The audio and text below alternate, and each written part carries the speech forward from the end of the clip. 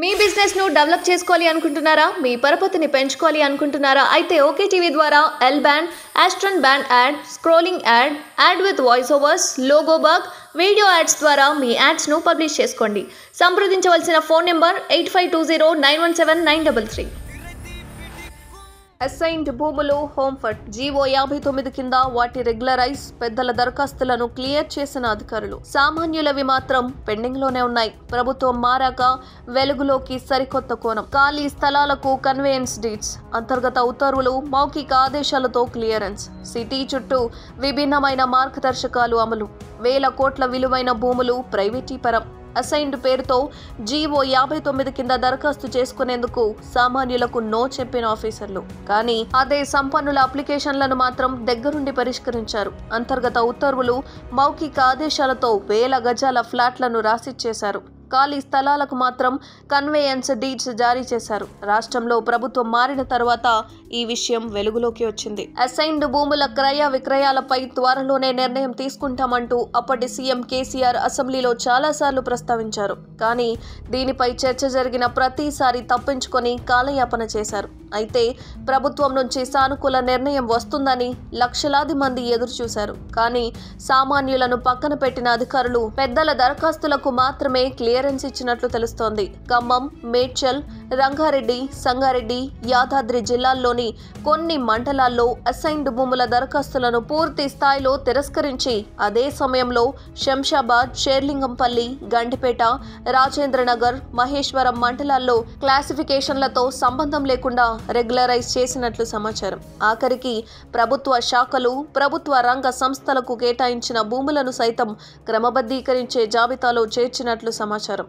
అప్పటి కలెక్టర్లు, తహసీల్దార్లకు ఉన్నత అధికారులు మౌఖిక ఆదేశాలు జారీ చేయడం ద్వారానే అసైన్డ్ భూముల్లోని ప్లాట్లకు కన్వేయన్స్ డీడ్స్ జారీ చేసినట్లు తెలిసింది. ప్రధానంగా అత్యంత ఖరీదైన భూములు 500, 1000, 2000 గజాల ఫ్లాట్లకు క్లియరెన్స్ ఇచ్చినట్లు సమాచారం.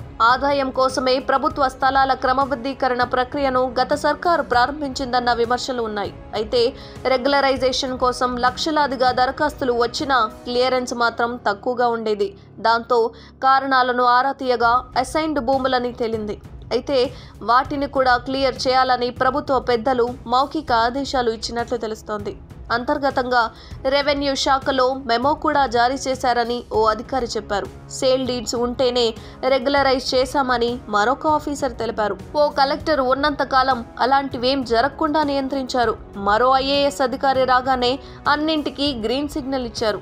అధికార పక్షానికి అనుకూలంగా ఉన్న వారి ఫైళ్లు చకచకా కదిలాయి. ఒక్కొక్కరికి కోట్లల్లో మేలు కలిగేటట్లుగా ఉన్నత అధికారులు వారి విశేషాధికారాలను ప్రయోగించినట్లు తెలుస్తోంది. బడా సంస్థలు కొనుగోలు చేసిన స్థలాలకు కన్వేయన్స్ డీడ్స్ జారీ చేయగా ఇప్పుడు ఆ స్థలాల్లో బహుళ అంతస్తుల నిర్మాణాలు మొదలయ్యాయి. అత్యంత ఖరీదైన ప్రాంతాల్లోనే అసైన్డ్ భూములు రెగ్యులరైజ్ చేశారని తేలింది. 1996 నుంచి హైదరాబాద్ చుట్టూ అనేక ప్రాంతాల్లో అసైన్డ్ భూముల్లో లేఅవుట్లు వేసి అమ్మేశారు. చాలా వరకు నోటరీలతోనే కూడినవి.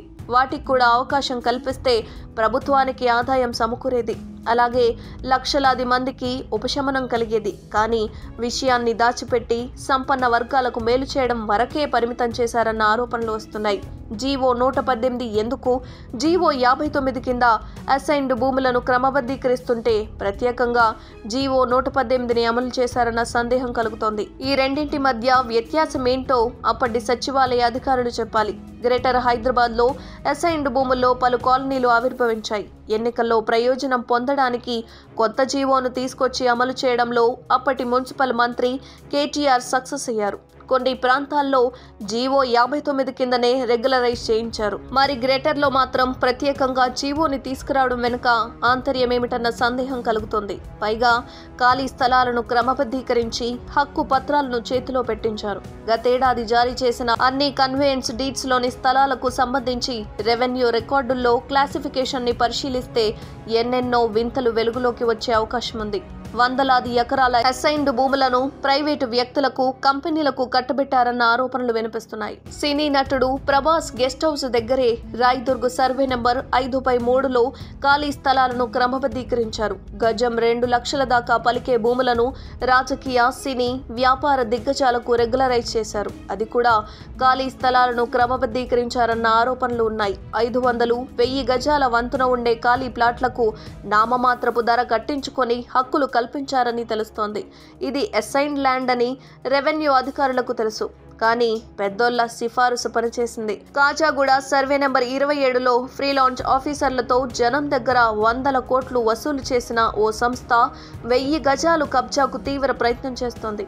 అంతకు ముందు పౌల్ట్రీ షెడ్ ఉంటే అధికారులు కూల్చారు. అయితే పిల్లర్లతో నిర్మాణ సంస్థ కబ్జాకు ప్రయత్నించింది. ఓసారి కూల్చేశారు. ఆ తర్వాత ఏమైందో ఏమో, కానీ ఇప్పుడు నిర్మాణం సాగుతుంది. ఇది కూడా అసైన్డ్ ల్యాండ్ అంటే దీన్ని కూడా జీవో 59 కింద రెగ్యులరైజ్ చేశారన్న ఆరోపణలు వినిపిస్తున్నాయి.